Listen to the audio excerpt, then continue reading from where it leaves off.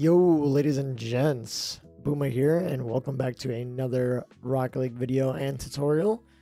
Somebody was asking if I could do a simple air dribble tutorial and a simple single flip reset tutorial. I decided to do air dribbles first just because I feel like if you're learning a flip reset before an air dribble, you're learning it backwards. I think it's more natural to learn an air dribble first, because that type of mechanic improves car control a lot, and your control on the ball, and then you should be learning a reset. And at least for me, that's how I ended up learning, or the order that I learned these mechanics in, I guess, because flip resets weren't really like a thing. Air dribbles were around forever, so, or air drags for the OGs. Anyway, I do want to adjust two things just before we begin. Some people were commenting that their consoles, or they play on console, and that they feel very limited, whatever that may be. They feel like they can't improve on console or whatnot. And I want to just say that's not the case. So I'm going to put something up on screen right now that shows you I was a top 100 player on Xbox. I was literally number 5.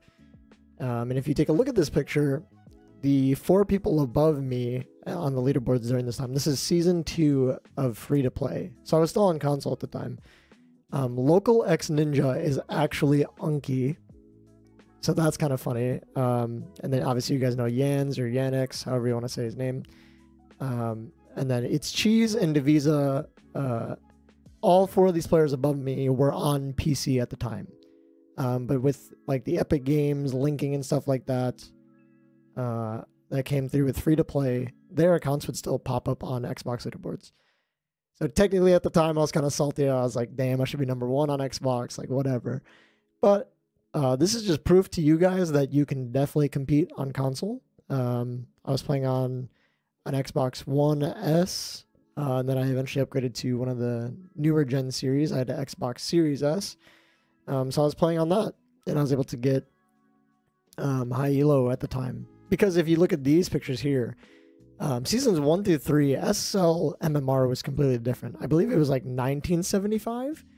So I'll put some pictures up on the screen so you guys can actually see what the ranks looked like. Because like Grand Champ 3 was still like 1780 to like 1800. And Grand Champ 2 was actually 1700.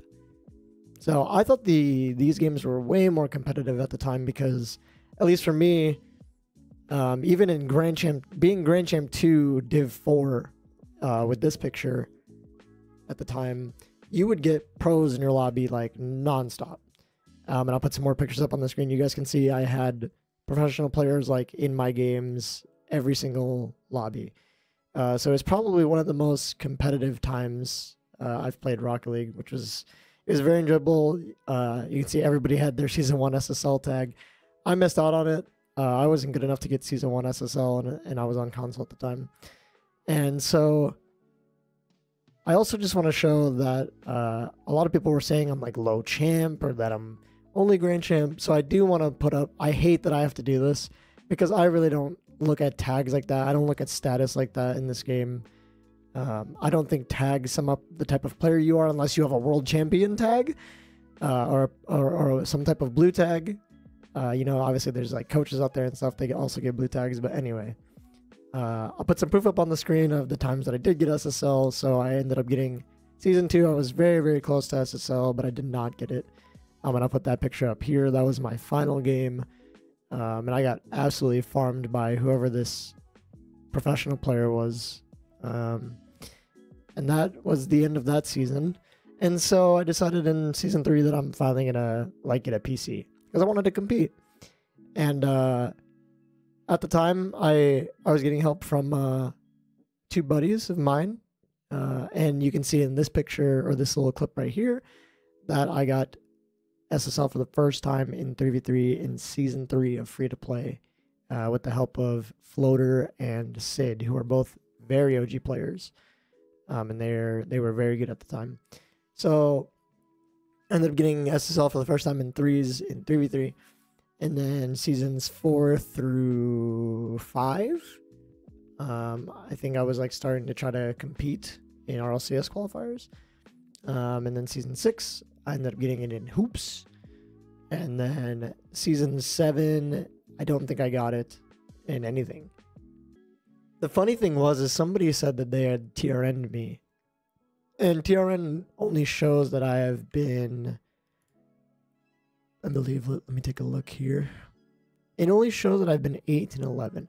So the reason why this does this is because I never got my rewards. I never thought of it that way. Anytime I got SSL, I was never like, I want the title so I can like brag about it or prove that I was SSL. I simply wanted, I got to a point where, because season 1 through 3 were so competitive for me, and then afterwards they adjusted the MMR, those titles stopped meaning anything to me personally. I was like, this doesn't sum up anything. This doesn't mean anything. Because just, I've been playing the game so long, I value playing against good players. That's all that I want. So my streams were, I wanted to just get SSL so I could have good games to enjoy on stream. Good quality games, right? And so I'll put a picture here from one of the TikToks of me getting SSL in 2v2, because this shows that I was 1895, so we were 5 elo off of 1900 elo in 2v2. So I just wanted to show to people that yeah, I'm not a 2k elo grinder and I'm not like the best player in the world or whatever, but most of my experience does come from years and years of playing against professional players and very, very good ranked grinders and stuff like that. So my experience that I'm talking to you guys about is almost never because I'm one of the best players in the world type of thing. It's my experience of playing the game for 8 years at a high level. So yeah, I just want to adjust that real quick, but let's get right into the air dribble tutorial. All right, so I am going to give you guys 2 training packs to practice this on, just so we can also, you know, give something for console players to use. I will talk about why these are better on PC, but so the first one we're gonna start with is actually a training pack that I made back on console. So I actually wanted to learn air dribbles at the time. I think I was in gold.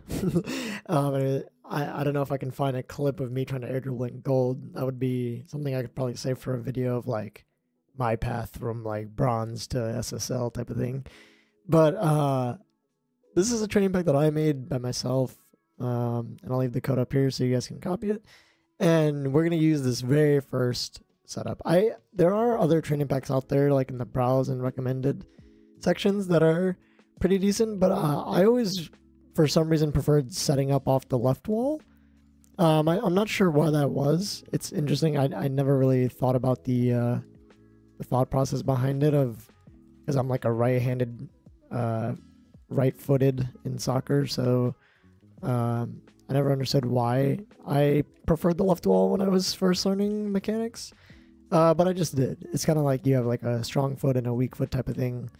And so I personally did it on the left wall. Now, if you guys are on PC and you can use Bacchus mod and you prefer the right wall, you can just hit down on the D-pad and it will mirror the setup the exact same way. For console players, if you prefer the right wall, I would highly recommend you just make your own setup. And this was a good like start for me of how I wanted to practice this type of mechanic. So we're gonna get into the steps of an air dribble. And let me start by addressing what an air drag was back in the day, right? It was very much just like a brick like this. Like there was no air roll involved. People would literally just pop the ball off the wall and they would fly like a brick into the net. And this was like one of the craziest type of ways you could score the ball back in the day, which was like really, really funny to think about because it looks very bot-like, right? Nowadays, people would be like, that's not a good air dribble or whatever, but this still works to this day. This type of air dribble can still get you goals and still let you score on high-level players. So we're going to start by breaking this down step by step. So the very important things that go into an air dribble, I think you don't have to overcomplicate it. There's no like specific way to do it. You just really have to practice getting this pop first. Now, the way you can tell that this pop is good is if it's not too far away from you, meaning like if a defender pre-jumps you, so you're going too wide and you're hitting it too far forward and you have to burn boost to get back to it, and it's more likely in the defender's favor, then this is too far from you. right? Now, if you're popping it too high, you're going to end up hitting the ceiling, right? And then if you're going under the ball and you're scooping it, you're going to end up popping it like behind you or popping it not towards the net, right? So you really want to work on just popping it out and forward just a little bit so that you can fly back and get to it. This is the number one step to the air dribble, okay? Easy enough? So I would just practice on getting the setup first. Get the pop off the wall. Step number 2 is going to be your first touch. So the very first touch that you get on this ball, right? So obviously you want to be using the nose of the car, okay? And this is where you can be very, very delicate. You can try to mess around with your car and see what part of the car controls the ball better, right? And what part of the ball you should be touching. And something that actually helped me when learning this mechanic is I like to tap my free air roll when I get this first touch. Because it, for some reason, allows you to get a much lighter controlled, delicate touch on the ball than if you were driving into it at a certain pace, right? So if you were to drive into this, you're gonna end up hitting it forward, or like your air dribble is gonna end up looking like that. It's gonna look really sloppy, right? So for me personally, I would practice with just a small amount of momentum. You don't want to be going too fast, and just focus on getting that first touch so that you can catch it basically in the air. And if your setup's good enough, this type of thing becomes a lot easier, right? It's going to be a lot easier for you to catch the ball if your pop is good. And then that's when you can work on like changing the direction or adding in your air rolls, stuff like that. So that's step number 2, the first touch. Okay. Now I'm going to address, if you are struggling with just doing a brick air dribble, like you can't fly your car like this probably means you have some sort of lack of control somewhere. So I would also highly recommend you work on your car control and work on flying your car in these orientations. I put some tips and tricks in the directional aerial tutorial on how to improve your aerial car control. So if you guys want to know how you should be improving car control, go check that video. And then obviously once you get the pop and the first touch, then you can work on changing up your directions. This is something that takes a lot of practice, getting these like air dribbles to stick to your car, and then getting the what people like to call glue, right? So that the ball doesn't really ever move off of your car. But this is what allows for other higher level mechanics, right? So then you can air dribble over somebody, you can air dribble to the ceiling and then go like off the ceiling. This is where the beginning of advanced mechanics starts, right? And that's why I say you should probably learn how to air dribble first, because once you get your ball control down enough, that's when you can really start to mix in your other mechanics. And then I do want to reference that it works the same way if you're gonna flip the ball off the wall. So if you're gonna like try to beat a defender, this first touch is always gonna be the same type of concept. So if you're trying to get back to a ball that you just like flipped over somebody, I still think you need to match that momentum of the ball and manage your momentum so that your first touch is very soft. And I would also recommend setting it up in free play. Don't always use the training pack, right? Because the training pack gives you an ideal setup, but in reality, you're going to be trying to set these up most of the time by yourself in game. So this is where you can really practice. I used to go to the back corner and just try to carry it all the way across the field. This was like one of the most effective ways I learned to do this mechanic back in the day. And I would just do it the brick way. And I would try to aim for the corners. I would try to aim for, you know, the top corner, or if I'm going to shoot it somewhere in the net, I want to be like leaning back just a tiny bit so that I can dunk somebody on the goal line like this. Right? I would think about different ways to outplay. And obviously watching pro gameplay, watching how the pros do their mechanics is helpful. And then you can, once you get good at everything, then obviously you can mix in your directionals and stuff like that. You don't have to be air rolling the entire time through an air dribble. I feel like that's another thing people don't apply input efficiency to, because in reality, an air dribble can still be very dangerous just based on how much control the player has behind it.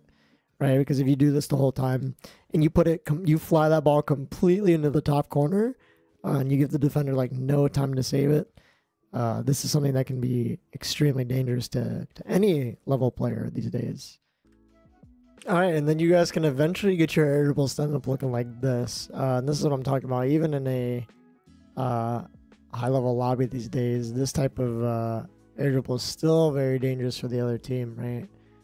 If you have complete control over the ball, it even hits the ceiling here, and you can see I even adjust my car to catch it.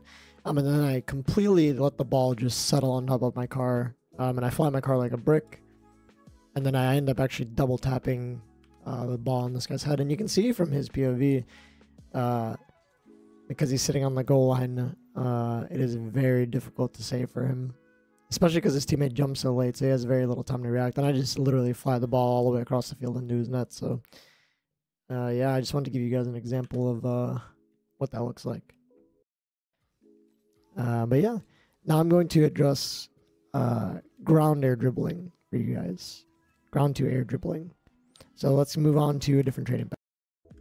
Again, I said there are tons and tons of air dribble packs out there that you guys can find, so find whatever you like to use. Me personally, I'm going to go again into squishies, a little bit of everything. And there is a perfect ground to air dribble setup right here on shot number 5. And again, you can mirror it if you want to go from either side. And for me, I think this is a perfect bounce because this is more realistic to what you would get in a game. This type of bounce. So I would recommend that you guys just practice the same steps. For ground to air, you obviously don't need the setup. It's all about timing your pop from the bounce. And ideally, you want the most elevation from your pop. So you want to be dangerous to an opponent. And that, I think, is what forces people to react to you, is when you get a lot of vertical play within your touch. And this is what forces people to like get up and try to block you, right?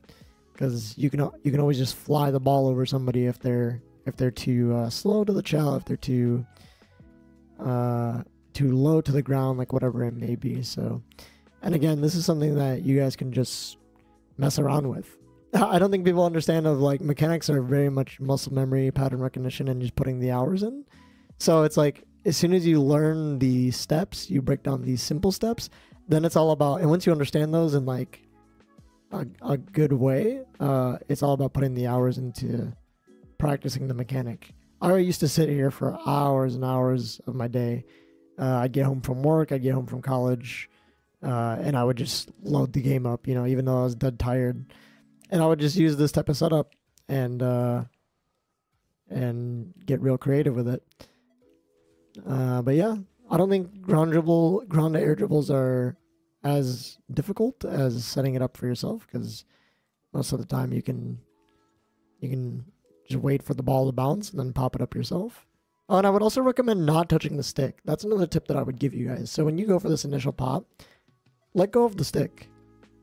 As soon as you've like lined yourself up and you're on the line, you made your correction, you tilt your car back, you can just let go of the stick. I mean, I'm not really giving a good example because it looks so fast when I do it, but I literally let go of the stick before I touch the ball. This way, my car doesn't like get bodied by the ball, because if you touch it like perfectly, it's just gonna end up, settling by itself. You really have all the control in the play here. So,